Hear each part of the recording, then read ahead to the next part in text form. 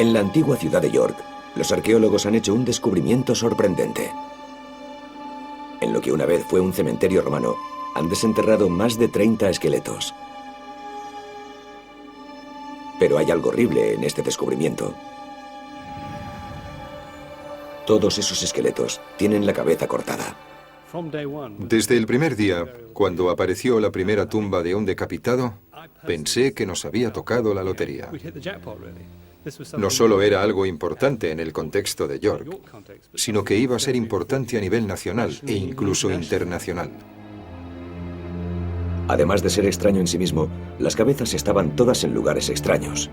Entre las rodillas, en medio del cuerpo o a los pies de los esqueletos.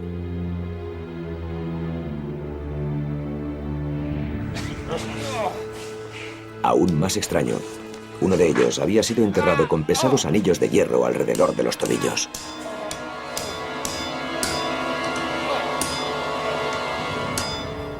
El descubrimiento es único. Nunca, en ningún lugar del mundo romano, se había encontrado un entierro con grilletes como este. Todos los esqueletos parecen ser hombres entre 20 y 40 años de edad. ¿Podrían ser bajas de guerra? ¿Fue una ejecución en masa? ¿O es un extraño y sangriento ritual funerario? Para responder estas preguntas, hemos organizado un equipo de científicos, arqueólogos e historiadores expertos. Con las técnicas científicas más recientes, intentarán descubrir qué les ocurrió a estos hombres decapitados. Creo que puedo sugerir lo que ocurrió, por qué ocurrió e incluso dar el nombre de 2 o 3 de las víctimas. Esta historia nos llevará al corazón del Imperio Romano. Allí encontraremos a un emperador anciano. Una lucha por el poder entre sus ambiciosos hijos. Venganza y sed de sangre. Y el horror de la guerra.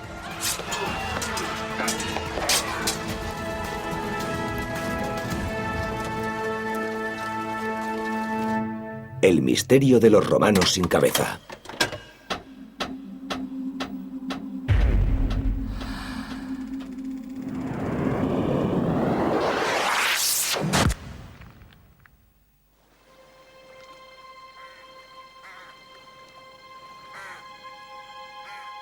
En un remoto rincón del Imperio Romano había una tierra distante.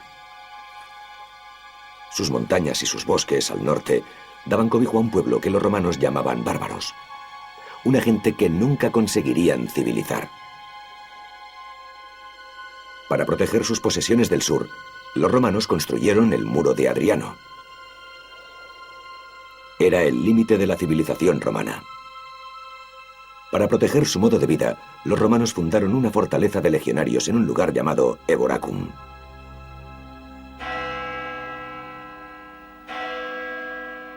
Actualmente, la ciudad de York está en el emplazamiento de lo que una vez fue una próspera ciudad romana. Durante siglos ha sido un yacimiento de tesoros arqueológicos.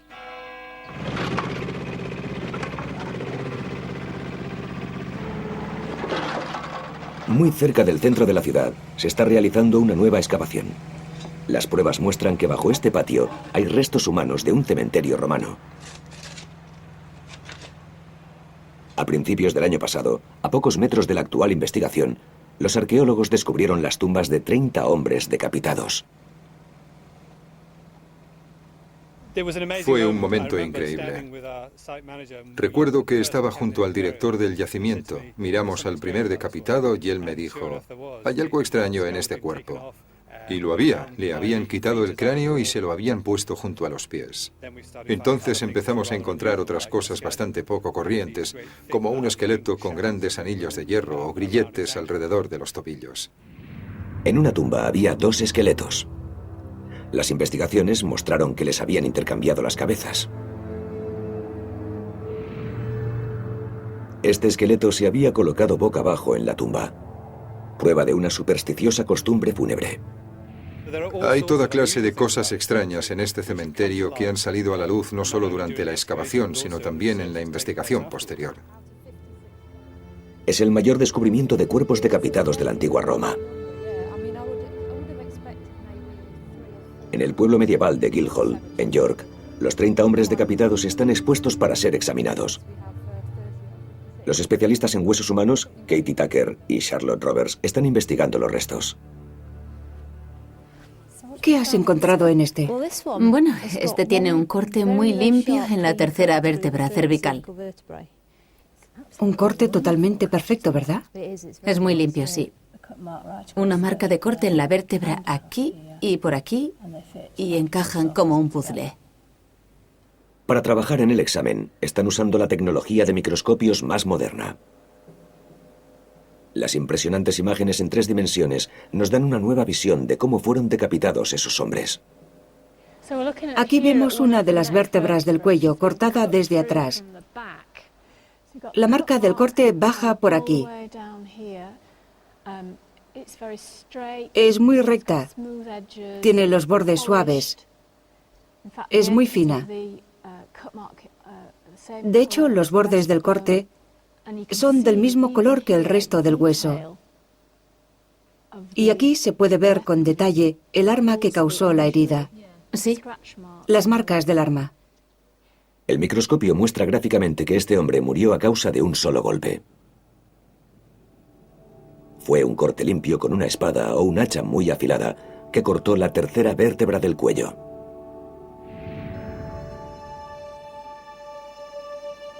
¿Quiénes eran estos hombres y por qué sufrieron una muerte tan horrenda? ¿Fueron víctimas de alguna salvaje guerra romana? ¿Podrían ser prisioneros o esclavos ejecutados? ¿O somos testigos de un misterioso rito fúnebre romano que incluía la decapitación antes del entierro? Si es así, ¿qué significa? Los romanos eran muy supersticiosos y tenían mucho miedo de los muertos. Les temían porque estaban contaminados y además existía el miedo de que volviesen para acosarles. Así que los romanos veían a los muertos como algo que debía mantenerse a una buena distancia y, si era posible, debían asegurarse de que la gente pasase rápida y suavemente al otro mundo en lugar de quedarse y acosar a los vivos. Una manera de asegurarse de ello era decapitar a los muertos. Es una práctica que ya existía antes de la época romana. Parece un rito bastante espantoso, cortar la cabeza a un pariente, a un padre, a un hijo o a una esposa. Así que debía existir un beneficio importante para alguien, fuera esa persona u otra, para que se practicase ese rito. A nosotros nos parece muy desagradable, pero para el pensamiento celta o romano era algo que tendría un efecto final muy positivo. En las anteriores decapitaciones encontradas en Gran Bretaña, las cabezas se habían retirado con mucha habilidad, revelando un gran conocimiento de anatomía. Pero nunca se ha descubierto quién realizaba esa tarea. Quizás era el carnicero de la zona, en lugar de ser algo tan común que tuvieran una persona que se dedicase en exclusiva. O quizás era como una comadrona, a quien se llama para hacer este servicio en particular, en las ocasiones especiales en las que se requieren sus servicios. Sí, potencialmente. Esta teoría quizás no explique qué ocurrió con los 30 cuerpos de York. Los científicos han descubierto que no todas las decapitaciones fueron realizadas con precisión quirúrgica. La cabeza de este hombre había sido cortada con 11 golpes en las vértebras y la mandíbula. Este corte ha entrado por aquí. Se ha metido en el cuerpo, pero no lo ha atravesado, y ha fracturado este hueso. Hay otro golpe debajo también. Entra igual desde delante, entra en el cuerpo y se detiene. Así que es una mezcla de cortes desde delante, desde atrás y desde el lado. Sí. Le han sacado un pequeño trozo de la parte delantera de la mandíbula. Ah, sí. Vamos a mirar eso. Está como enganchado en la parte delantera de la mandíbula. Parece haber entrado desde este lado. Sí. Es muy interesante. Parece que tiene un traumatismo craneal. Este hombre recibió un duro golpe en la cabeza. Alrededor del agujero en el cráneo hay fracturas que irradian hacia afuera y parecen hechas al mismo tiempo que las heridas del cuello. ¿En qué orden crees que ocurrieron estas cosas? Bueno, evidentemente fue una muerte horrenda. Me pregunto si la herida de la cabeza fue la primera que tuvo lugar. O quizás eso le hiciera acabar en el suelo. ¿Sí?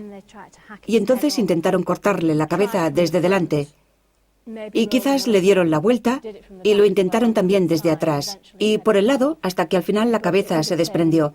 Pero les llevaría bastante tiempo según el número de marcas de cortes. La violencia infligida sobre este hombre parece no concordar con los cortes quirúrgicos de un rito fúnebre. ¿Qué sucedería en la Gran Bretaña romana para llevar a la muerte de estos hombres? ¿Cuándo murieron? La investigación de la cerámica encontrada en las tumbas ha llevado a un importante descubrimiento.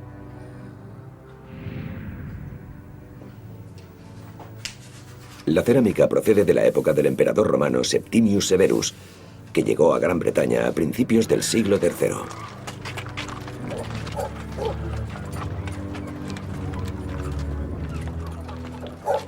Se puede ser muy preciso con la visita de Severus a Gran Bretaña, porque sabemos que en el año 208, cuando Severus llegó a Gran Bretaña, se empezó a fabricar cerámica para la legión que vivía fuera de la fortaleza. La llegada del ejército a York estimuló la producción de cerámica de estilos que antes no se habían visto.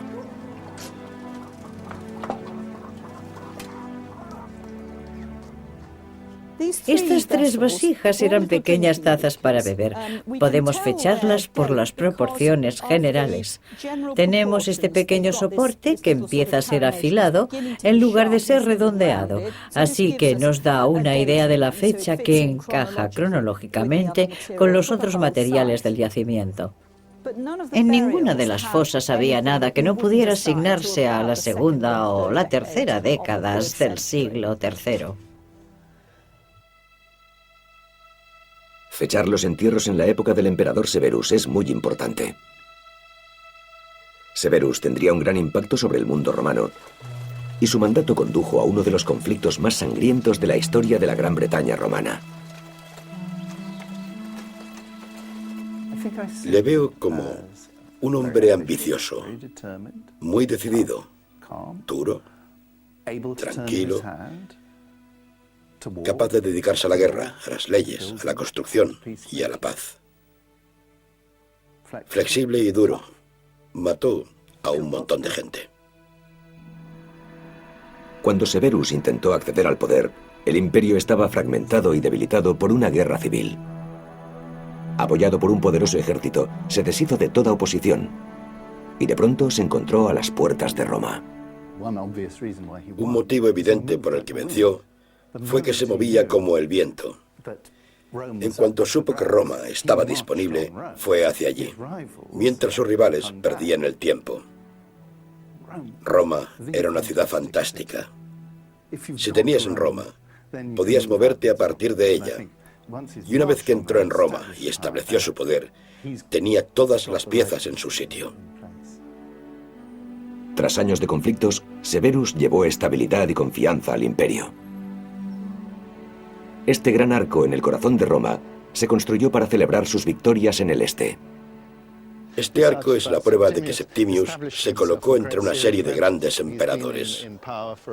Llevaba una década en el poder y había conseguido el sueño de todos los emperadores romanos, o al menos eso decía él, conquistar Partia. Después de Partia, lo único que quedaba era Gran Bretaña.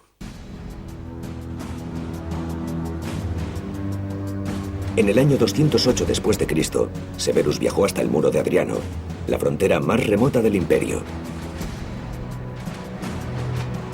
Allí detuvo a sus legiones por el peligro de las tribus bárbaras del norte de Gran Bretaña.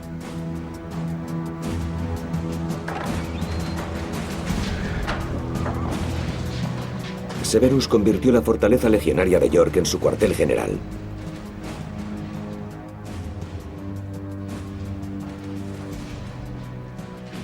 Allá donde iba el emperador, también iba su gobierno.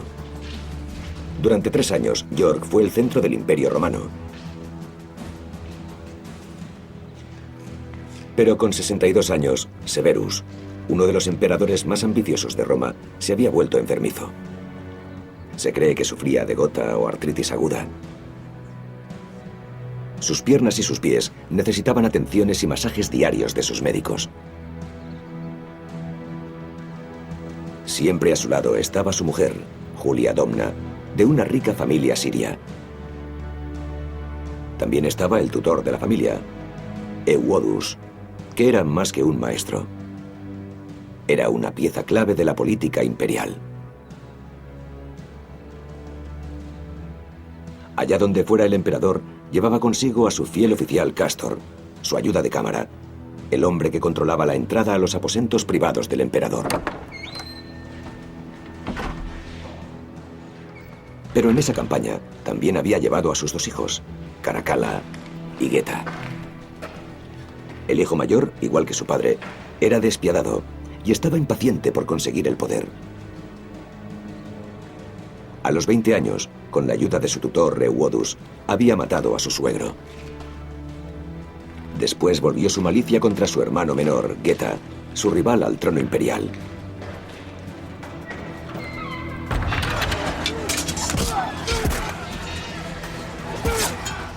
La invasión romana de Escocia fue violenta y sangrienta.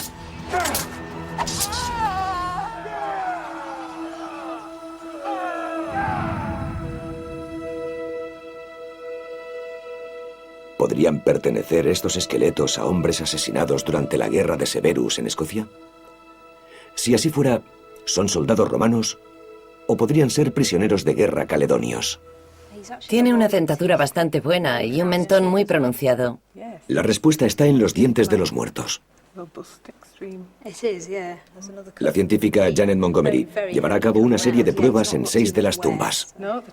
Aquí hay bastante esmalte. Con suerte, esto desvelará su lugar de procedencia.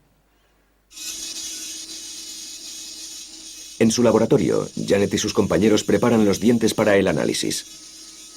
Van a medir los niveles de plomo, estroncio y oxígeno atrapados en el esmalte de los dientes de esta persona.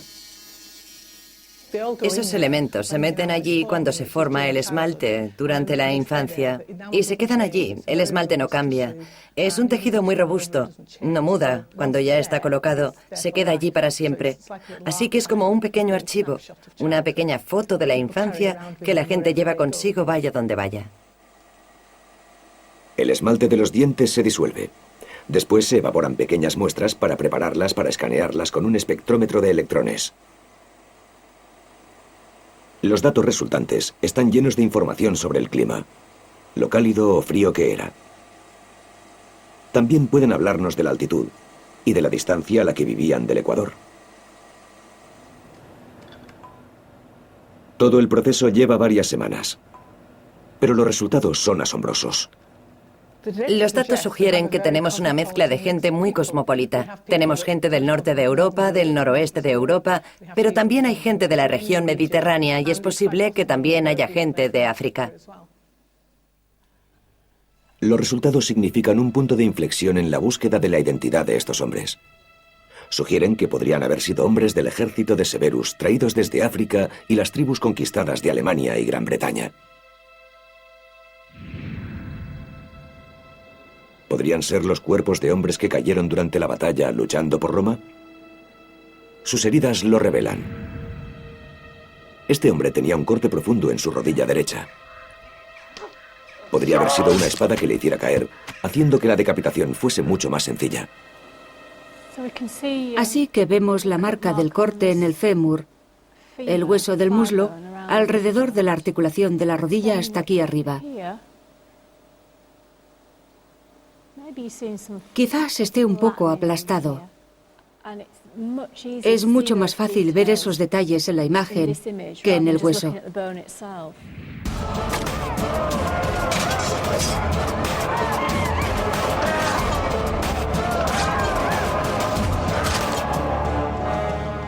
Parece que empieza a surgir una pauta. Algunos de los hombres sufrían golpes y caían al suelo antes de ser decapitados. Katie cree que a este hombre le apuñalaron en la ingle. Es un corte limpio, justo por aquí. Este hombre recibió un salvaje golpe en la mandíbula. Un corte muy recto, afilado. ¿Cayeron estos hombres mientras perseguían un imperio romano cada vez mayor? Cuando murieron, York estaba sufriendo una gran transformación. En el año 208, la fortaleza legionaria ocupaba una zona de 200.000 metros cuadrados y albergaba una guarnición de 5.000 hombres. Las viejas fortificaciones de madera se estaban sustituyendo por piedra. Los muros medievales que vemos actualmente se construyeron directamente sobre los cimientos de los muros romanos.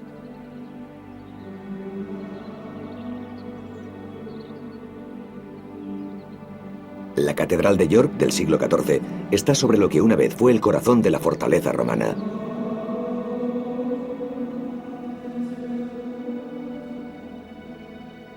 Aquí, más de 1000 años antes, los romanos construyeron una gran basílica.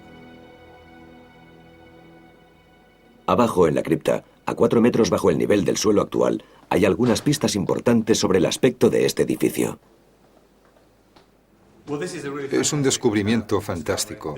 Es una columna romana que está exactamente donde se colocó a finales del siglo I después de Cristo. Está hecha de piedra y gravilla, buenas piedras de Yorkshire, y es una de las 16 que originalmente estaban en la sala de la Basílica de la Fortaleza Romana.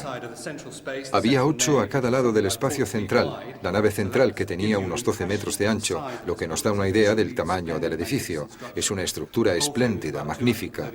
Todo ello medía unos 70 metros de largo y quizás tuviera unos 24 metros de alto, así que cuando llegó el emperador Septimio Severus, el edificio le habría parecido tan bueno como cualquier otro del mundo romano. Un gran edificio militar de igual nivel a las de otras partes del mundo romano. Mientras York cambiaba, su población también. Los mercaderes y los soldados acudieron de todos los rincones del imperio. Y conocemos su diversidad gracias a los dioses que dejaron a su paso.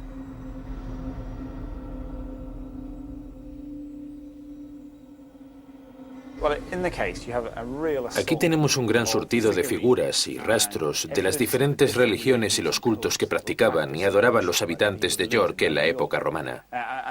Varían mucho. Hay religiones oficiales, como por ejemplo Mercurio, que está aquí.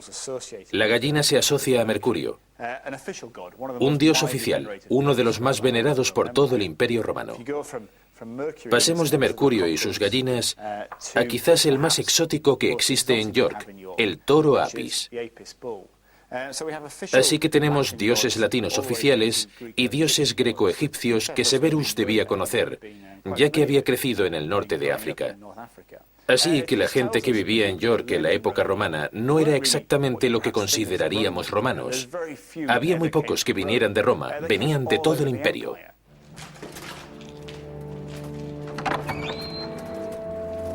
Durante 3 años, Severus libró batallas contra las tribus de Escocia.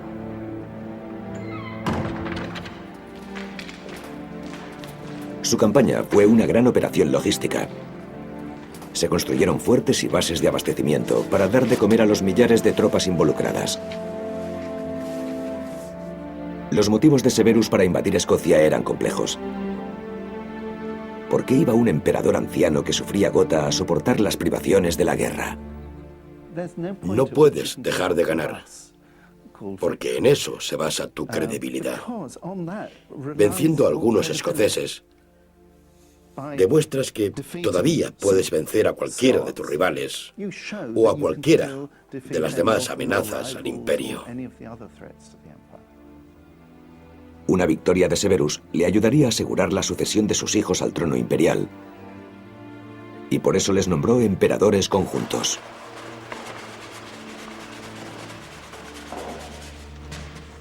Geta dedicaba su tiempo a tareas administrativas del gobierno de Gran Bretaña y a aprender el papel del emperador.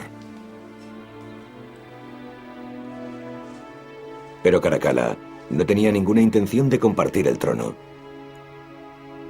Impaciente por suceder a su padre como único emperador, prefería la compañía de sus hombres cuando estaba en campaña.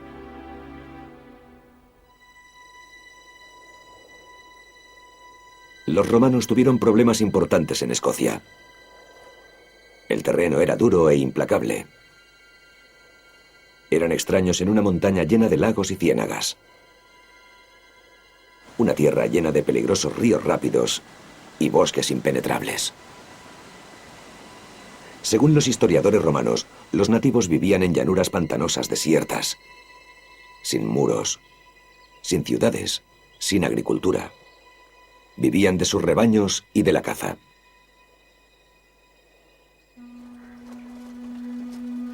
Cuando Severus lanzó su campaña, estaba tan mal que tenían que llevarle a cuestas. Persiguió a las tribus caledonias sin conseguir ninguna victoria decisiva. A medida que se adentraba en las Highlands, el enemigo parecía desaparecer. Pero cuando los romanos encontraban un asentamiento, no perdonaban a nadie. Severus ordenó a sus hombres que no mostraran piedad, que no dejaran escapar a nadie, que lo destruyeran todo, que nadie escapase de ellos, ni siquiera el bebé en el vientre de su madre. Los romanos llevaron a cabo una campaña de tierra quemada, de echar a la gente de su hogar, robar y arrasar las tierras. La estrategia de Severus era aterrorizar a los caledonios para que suplicaran la paz.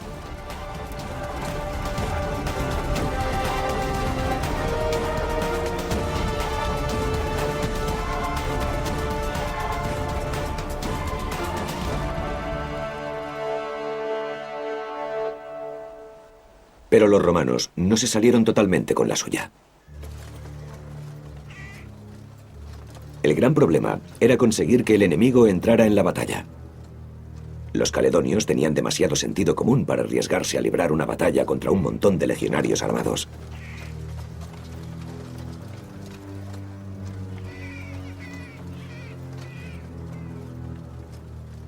Los hombres de Severus se encontraron luchando una guerra de guerrillas.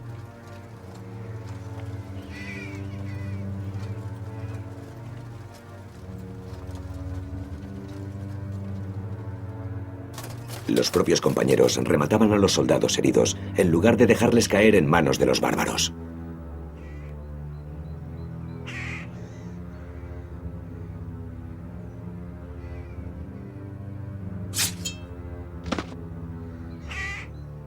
Los habitantes de las Highlands, que estaban familiarizados con el terreno, emboscaron y acosaron a las legiones. Los guerreros caledonios atacaban a los romanos que se perdían en los bosques.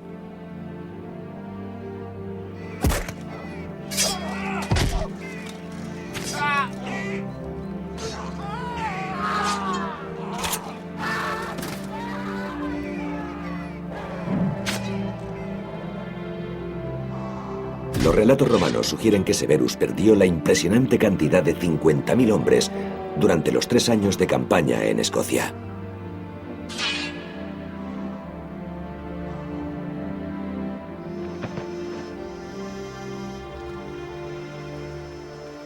Las pruebas de muertes importantes, las pistas de la cerámica y los dientes del cadáver sugieren que cayeron mientras luchaban en las legiones.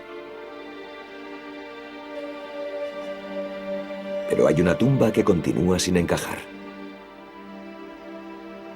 Este hombre había sido enterrado con pesados grilletes de hierro alrededor de los tobillos. El resultado del análisis de su dentadura revela que el individuo procedía del Mediterráneo y no era un esclavo británico, como se podría imaginar. ¿Por qué de todos los cadáveres fue él el que sufrió este humillante castigo? Probablemente lo más interesante esté en la parte baja de las piernas, especialmente a este lado.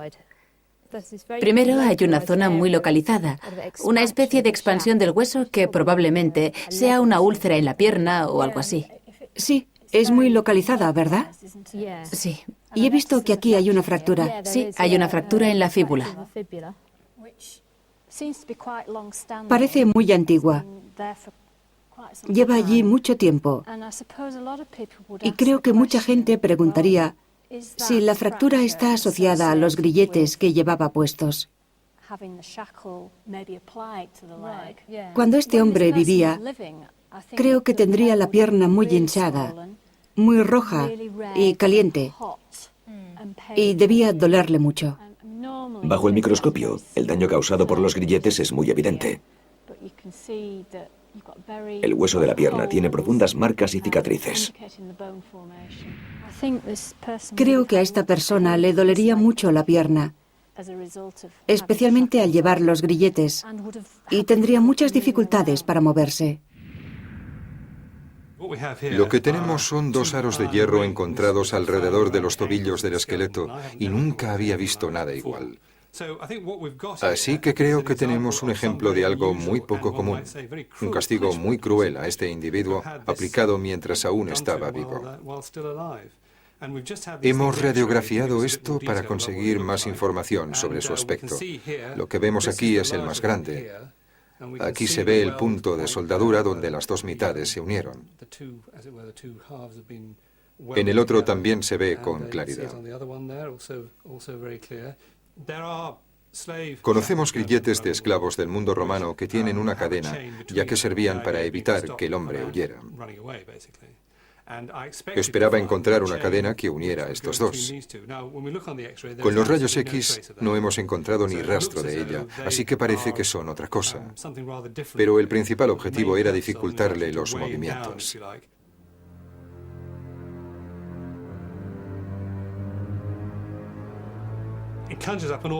Evoca una imagen horrible del hombre al que sujetaban mientras el herrero se acercaba. Creo que tendría heridas abiertas de cuando le colocaron los grilletes. Al cerrarse causaron más inflamación, así que cuando acabaron con él, el pobre hombre debía sufrir mucho dolor.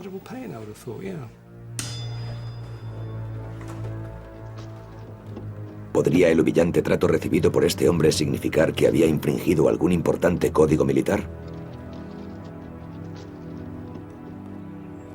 La disciplina era muy severa en el ejército romano, y los cargos de cobardía solían acabar con la muerte. Creo que estas personas podrían haber sido víctimas de la guerra. Eran jóvenes, eran hombres y tenían la edad adecuada para ser guerreros. Y eso me sugiere que había algún ritual particular o un acto de deshonor. Había una tradición en el ejército romano que decía que si eras un cobarde o si toda una unidad mostraba cobardía, 1 de cada 10 hombres era asesinado ante sus compañeros como elemento disuasorio. Un gran castigo. Puede que fuera eso. Quizás trataron sus cadáveres de un modo humillante como acto de deshonor y humillación.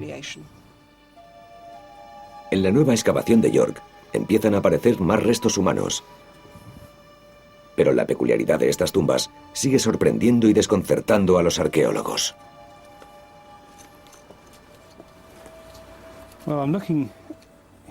Estoy observando lo que parece ser un entierro bastante poco común, con el cráneo solo allí, y en esta zona restos cremados del resto del cuerpo. En esta tumba tenemos un esqueleto decapitado. Parece que hayan puesto el cráneo entre el brazo derecho y la pierna izquierda. Es una posición muy curiosa, así que tenemos un muerto al que maltrataron. Colocaron al cuerpo con muy poco del respeto que se espera de la situación. Es extraordinario.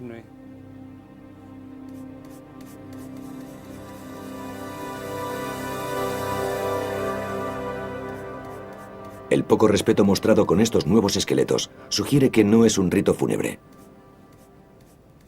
Estos hombres no fueron decapitados por sus seres queridos para ayudarles a llegar más rápido al más allá. Pero lo que se ha averiguado es que todos los esqueletos estaban enterrados en una ubicación muy importante de este enorme cementerio romano, en una zona llamada El Monte. Lo interesante de la zona del monte es que hay muchas tumbas de personas de posición alta. Está en un punto elevado que tiene vistas a la principal calzada romana del sudoeste, que se dirige a York y que después continúa hacia el pueblo. Así que creemos que era un lugar privilegiado y por eso estas tumbas de cuerpos decapitados son tan difíciles de entender. Si esta parte del cementerio era para los romanos ricos de York, los hombres enterrados aquí no eran esclavos ni prisioneros. ¿Quiénes eran? ¿Y qué ocurrió?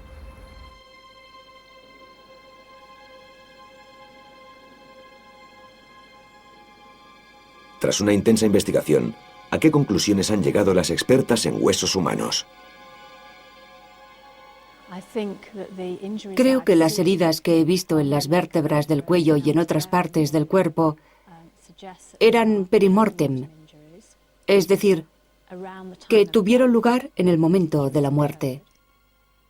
¿Podrían haber sido estos hombres decapitados durante la batalla? No hay heridas defensivas en las manos o los antebrazos.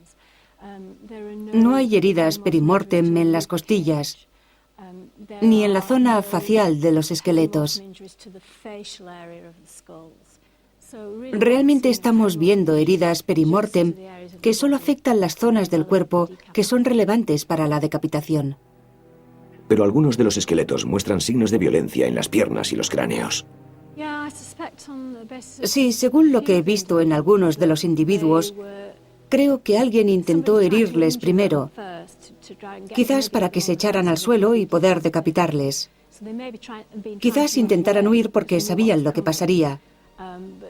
Así que les hirieron para que cayeran al suelo y así la persona que debía decapitarlos tenía la oportunidad de hacerlo bien.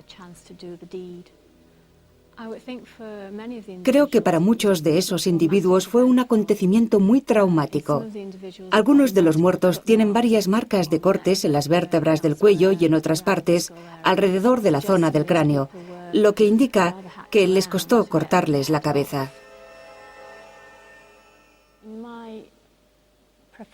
En mi opinión profesional, esta gente fue ejecutada por decapitación.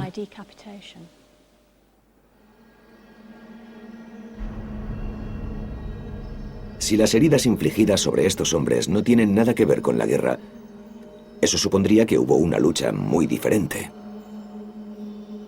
La lucha por el poder.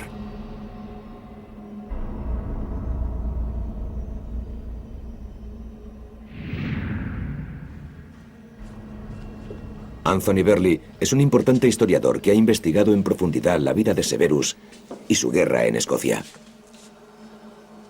Tiene una teoría que explica las muertes de York basándose en los documentos del historiador romano Cassius Dio.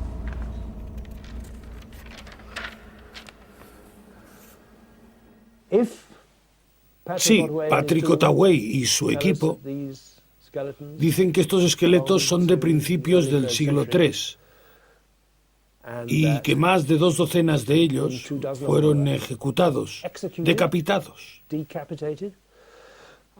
Creo que puedo sugerir lo que ocurrió, por qué ocurrió e incluso dar el nombre de 2 o 3 de las víctimas. La teoría de Anthony empieza con el relato de Cassius Dio del final de la guerra de Severus en Escocia.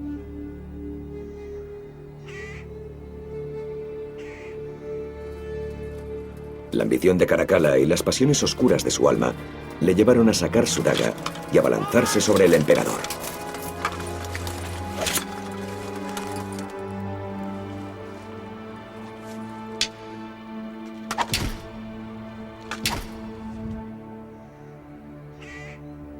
Severus sabía que estaba cerca de la muerte, así que le perdonó la vida a su hijo. Según Dio, la guerra se había cobrado un precio sobre el emperador.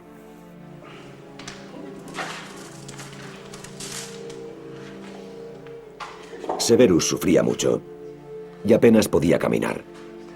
Necesitaba tratamientos médicos constantes.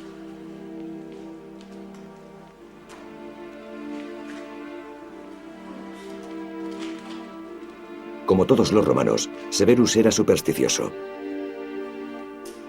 Y había leído en las estrellas que no volvería a ver Roma.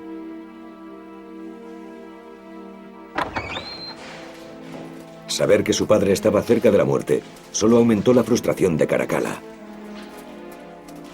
Intentó entrar en los aposentos del emperador en varias ocasiones. Quería que los doctores acelerasen la muerte de su padre, pero se negaron.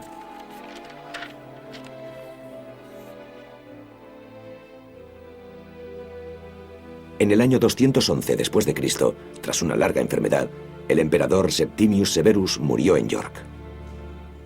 Sus 2 hijos, Caracalla y Geta, se convirtieron en emperadores conjuntos del Imperio Romano. El cuerpo de Severus fue incinerado en una enorme pira como nunca se había visto en Gran Bretaña.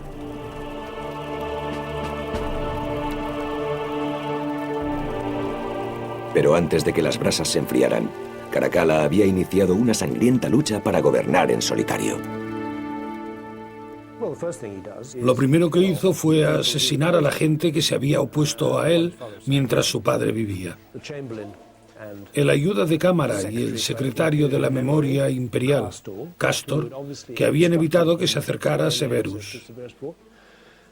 El viejo tutor, Euodus, murió seguramente porque quería que Caracalla y Geta se llevaran bien, como cuando eran niños, y él se había ocupado de ellos a pesar de haber ayudado a Caracalla a matar a su suegro. Y los médicos que se habían negado a la petición o la orden de Caracalla de acelerar la muerte de su padre, en cuanto éste murió, tuvieron las horas contadas. Geta y su madre habían vuelto a Roma cuando Caracalla había consolidado brutalmente su autoridad. Creo que había muchos emperadores despiadados que intentaban dejar huella aniquilando toda oposición.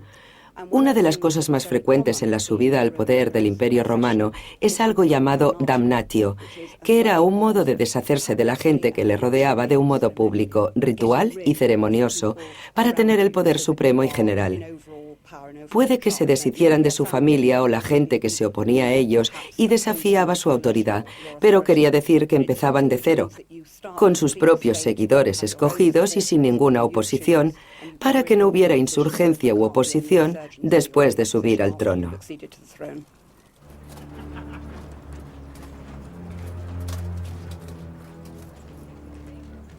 Ahora sabemos quiénes eran esos hombres y por qué murieron.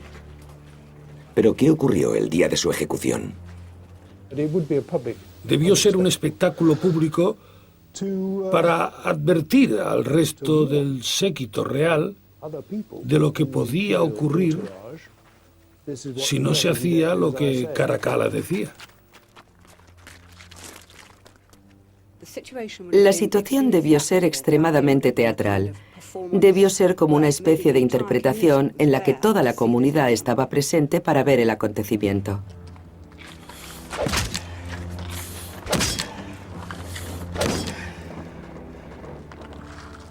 Debió de ser muy sangriento.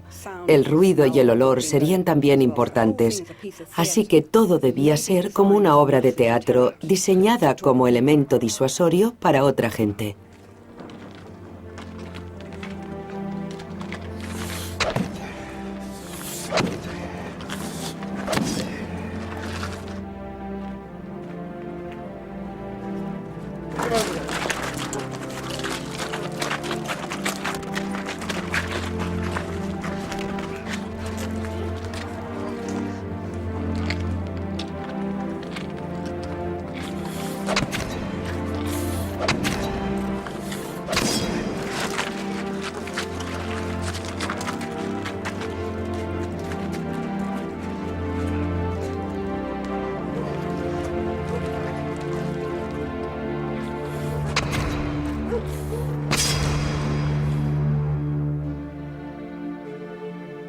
Se sabe que más de 30 hombres murieron en la damnatio supervisada personalmente por Caracalla. La extraña posición de las cabezas podía ser un deshonor después de la muerte. Y sus huesos son el testimonio de la sed de sangre de Caracalla.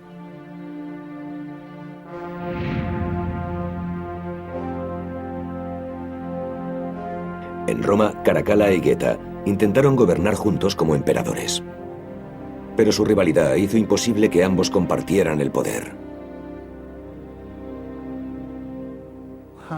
¿Cómo pueden dos hermanos heredar el poder imperial? Solo cuando un sistema real no tiene poder, los hermanos pueden sobrevivir uno junto a otro.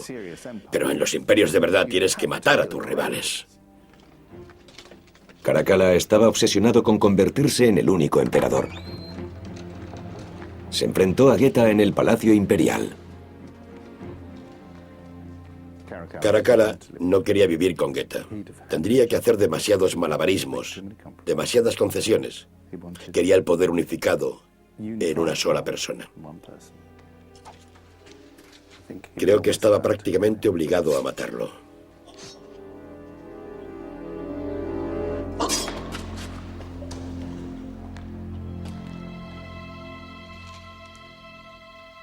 Geta murió en los brazos de su madre.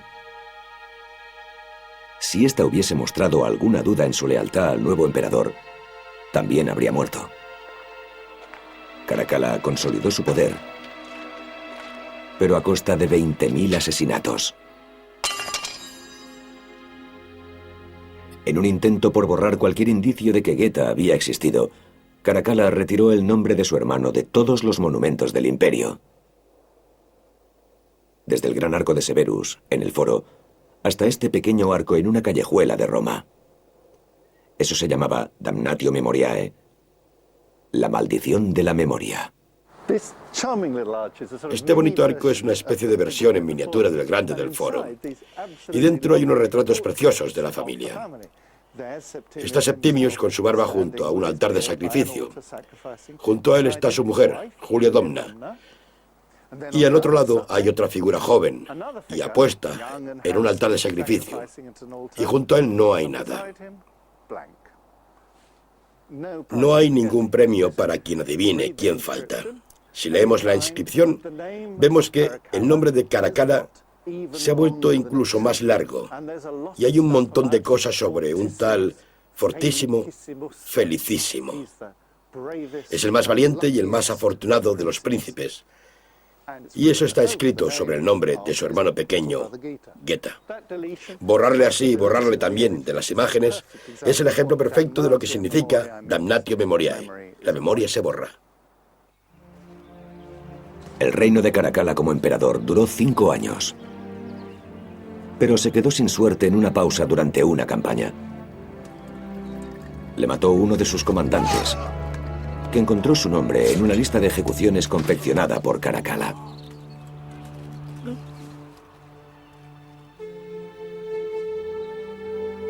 En York se están exhumando los últimos cuerpos decapitados.